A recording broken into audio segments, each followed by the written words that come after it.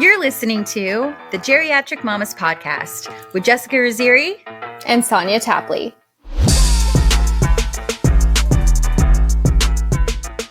So anyways, we have my childhood bestie and still one of my very close friends, Abi Pooler, here with us today because we're going to be talking about her journey to parenthood with her wife, Emma, and it involves fostering and adoption. So we're super excited for today's episode because it's just such a special story.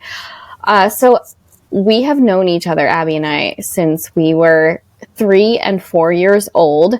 We went to ballet together in Scarborough, Maine, and our mothers met each other while they were waiting for us in dance and became fast besties, which means by default, Abi and I got to hang out a lot, and then we fell in love with each other too. So we just kind of know each other inside and out like sisters. So Abi, I want to give you a little plug here because I know you just officially started your very own LLC, Yoga with Abi. Can you tell me a little bit about that or tell us a little bit about that? So thank you so much for doing that, by the way. I just started my own business as Yoga with Abi. I've been actually doing that for about 10 years, but I actually officially started a business and I left the corporate world and demands. And it was quite scary. You have to take sort of this leap of faith and just trust with your intentions. And I did it. I felt like it was the right time. I worked in financials. I worked in banking, business banking for a long time. And kind of all of the things I did in the corporate world really set me up for success in this world. So I teach, I don't actually have a studio. I go where yoga's needed. And I also teach kids yoga as well. So I'm certified in both adult and kids yoga. That's awesome. So also gets to benefit from that, I'm sure. He does, yes. He calls it yogurt once in a while.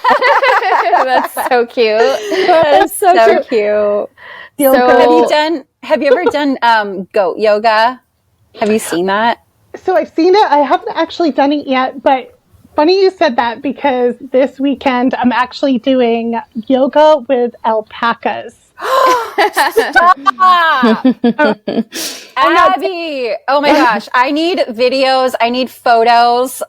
We need to share this on the gram. People need to see this. That's amazing. You need to send us. So cool. Are they baby alpacas? Photos. Are they adult alpacas? How does this work? Grown. Yeah, I actually went, it's a wonderful little farm here. It's called Tupelo Acres, and it's a woman-run farm, and they actually have this whole coalition of women farmers, which is kind of cool. So I met with April that owns the farm, and I went there. It's a little bit of a drive, but it was beautiful. But I went there, and I just had this amazing feeling. Of course, who doesn't smile? Right? A Q-tip with legs, basically. Yeah. And so cute. Yeah. And so I went there, checked it out. It's beautiful. She's one of the very few people that still take the fleece and spin and make yarn out of it and still use it. How cool. That's awesome. Her alpacas are also sweet. I played my singing bowl for them. And I have a video. I'll send it to you. But they have a alpaca. Wait, hold on. Are the alpacas doing yoga, or are you doing yoga with the alpacas? I just wait a minute. Actually, yeah. I'm picturing alpacas and downwards dog. Some of them will pick it up. Right. They'll just follow along. They actually have quite a bit of sass to them, which I kind of like about them. Because they'll walk past you and be like, yeah, they're just side-eyeing you. Yes. Oh my gosh, how cool. We're going to be in the pasture and we're going to be doing yoga. We're going to place a little bit of grain in the people's hands as they're in a posture. Oh, I love it. town. That'll be Oh my God, fun. that's so cool. Yeah. Oh my gosh. Yeah, definitely. Please send us pictures and stuff of this. This sounds just so amazing. That's awesome. So, Abby, you're in the Lake Erie area, right? Yeah. Awesome. I'm in Erie, Pennsylvania. Yep. Perfect. Do you want to just let everybody know where they can find you on social? Oh, thank you. Yes. You can go to Facebook, Yoga with Abby, and then you can also go to Instagram. That's yoga_with Abby. So you can find me there. And just to let you know, website and virtual classes to come soon. For you guys as well. I know. I have so many family members that are like, I want to come to your class and I can't. Yeah, you know? that's awesome. I would love to join. That is so cool. exciting. That's so good. Well, congratulations. That's so awesome. I love that. I love it. Thank you. So tell us, Abby, a little bit about how you and Emma met. She's gonna love this. So our story is kind of cute, but a little funny too, which makes sense for us. So there's these free concerts here in Erie called 8 Great Tuesdays, and they're wonderful, where you go right on Lake Erie and you see these beautiful bands. And there was this one band that was playing called Donna the Buffalo, and I saw her from literally across the crowd. And I was super creepy, let me just tell you. I was staring at her like a weirdo.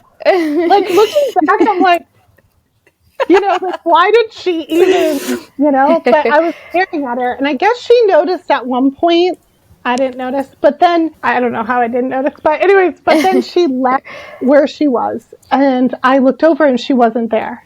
And I had this feeling like defeat, like as if, man, I'm never gonna know, I'm never gonna talk to this woman, I'm never gonna, and then suddenly she's like pretty close to me, and I had a couple of friends back to me, and I was like, oh my God, look, oh my God. Should I talk to her? Like, all of a sudden, I have no confidence anymore, and I'm just like, should I talk to her? And they're like, just do it. Even though I was like freaking out that I didn't talk to her 2 seconds ago, And I just kind of go, hi. I'm. That's so cute.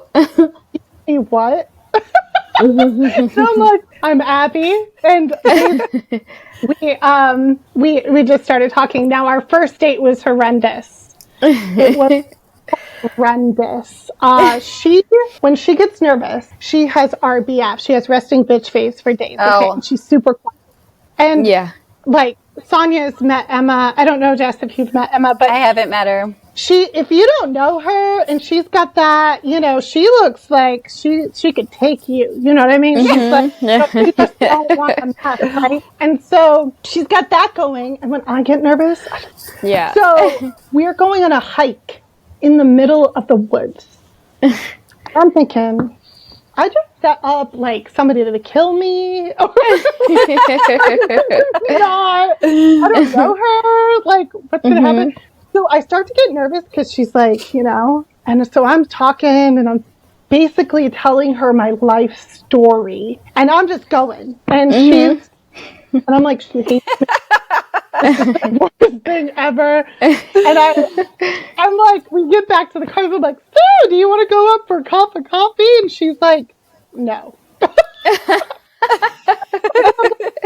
Okay, and then I get home, and my roommate's there, and I'm talking to her, and I'm crying, and I'm like, this is the worst thing ever. She hates me. Like, no, don't worry about it. But then we ended up talking on the phone for like 4 hours straight, and that's when we were both comfortable enough. But the first date was so bad. I was like, that's hilarious. Did she think it was bad? Like, did she ever explain herself? I think she did. Yeah, she did. I remember her telling me that, actually. It's kind of, I don't know, I think it's kind of cute because... No, it is cute. It's funny. It's funny. Yeah. I love that. Yeah. Kind of cool to meet her in person. I love that. Exactly. Yeah. No, I know. It's funny. Adam and I like talk all the time. We're just like, God, if we had to start over and we were like in the dating world right now. Like, I don't know the first thing about these dating apps. Like, I'm so glad that like we met old school style. Yeah. Like when it's so funny though, because it's like when I tell people how we met, it's like they're just like, oh wow, like that doesn't happen anymore, and you're like, well, it happened for me. Yeah. So it is pretty cool. I love that story. That's awesome. That's awesome. Yeah. So jumping into parenting, what made you and Emma decide that you wanted to foster? Well, okay, so a little backstory. I personally have always wanted to be a mom, and I have always wanted to have a child. I've always thought that was amazing on so many levels. Kind of the nerdiness in me wanted to see genetically what would happen. Typically that we can actually like make something inside of us. I just think that whole thing is crazy. I always want to go through that. But I know that in being in a gay relationship, you know, you are unfortunately a science experiment, you know? It's not, and I know you can, you know, everybody can have that science experiment sort of situation. It's not just gay couples, but it has to be that for us. There's no other option. So it's not like we can have sex, woohoo, and get pregnant. It's not, you know, you have, you know, there's doctors involved. There's, I mean, it's not really pretty, you know, it's not a beautiful sort of situation when that all comes, right? So, we talked about that. We talked about artificial insemination. We talked about who should do it. You know, Emma didn't really want to have a child physically, but personally, I had many issues with periods, with my body, things of that nature, where that was a little iffy if that could even happen. So we talked about all of those things, and the option of adoption came up. It's always been sort of there, but again, I wanted to physically have a child, right? So I didn't really that. But then Emma and I met each other later in life. We got married in 2017. I was like, well... How old were you? Sorry, how old were you in 2017? Oh my God, Jessica, you're making me do math. I'm sorry, but it's just like for purposes of like our listeners. Calculator. You're not that old that you need a calculator. Well, yes. Wait. So 6 years ago, and I am going to be 40. So, you know. You're like 34? So 34? When you got married? Yes. Yeah. I'm going to be 40 on the 4th. Woohoo. Join the club. I just turned 40. I say just. It was in February. I'm still in denial it happened. I'm trying to forget it happened, but it happened. So. I'm kind of excited because... You're excited? Yeah, kind of. I mean, I have my moments of like, you know, but I'm excited because I hear that 40 give no fucks. You know what I mean? Like, you don't That's true. Yeah. Well, and I'm excited about that. I'm like, bring it. You know? Yeah, that's good. That's a good take. I like that. I'll accept that. Bring on that. And I don't want to care about the trivial things anymore. Yeah. I'm with you. Sorry, I interrupted. So you got married at 34. And I'm not saying that you can't have children, obviously, when you're older. Okay, that is an obvious thing. But as we get older, we begin to actually, we're less naive. We're less like ignorant to what happens. We are more comfortable in our bodies. We know what's going on. And I was kind of like, all right, do I need to? Do I still want to actually put my body through all that? And, you know, it's really a personal choice whether or not you really want to do that, because it's a trauma to the body. I mean, it's a beautiful thing, but there is so much stuff that goes on. And I thought, you know, there are so many beautiful babies out there that need a home, and I don't need to do all of that to become a mother.